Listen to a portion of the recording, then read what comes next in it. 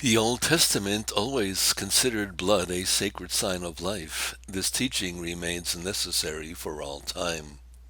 2261. Scripture specifies the prohibition contained in the fifth commandment: do not slay the innocent and the righteous. The deliberate murder of an innocent person is gravely contrary to the dignity of the human being, to the golden rule, and to the holiness of the Creator. The law forbidding it is universally valid. It obliges each and every one, always and everywhere.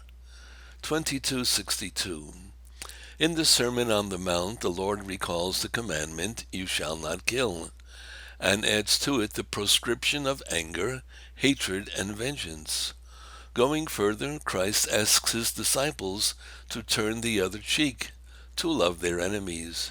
He did not defend himself, and told Peter to leave his sword in its sheath. Legitimate defense. 2263. The legitimate defense of persons and societies is not an exception to the prohibition against the murder of the innocent that constitutes intentional killing. The act of self-defense can have a double effect: the preservation of one's own life and the killing of the aggressor. The one is intended, the other is not.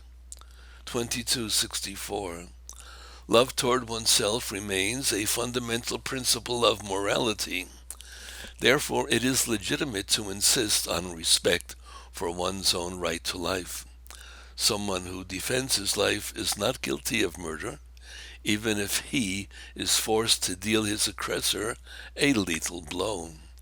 If a man in self-defense uses more than necessary violence, it will be unlawful. Whereas, if he repels force with moderation, his defense will be lawful.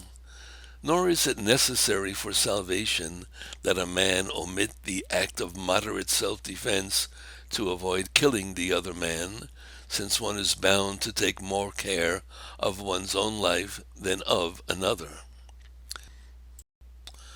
2265.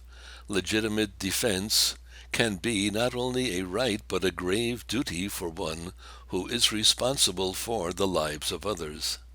The defense of the common good requires that an unjust aggressor be rendered unable to cause harm. For this reason, those who legitimately hold authority also have the right to use arms to repel aggressors against the civil community entrusted to their responsibility.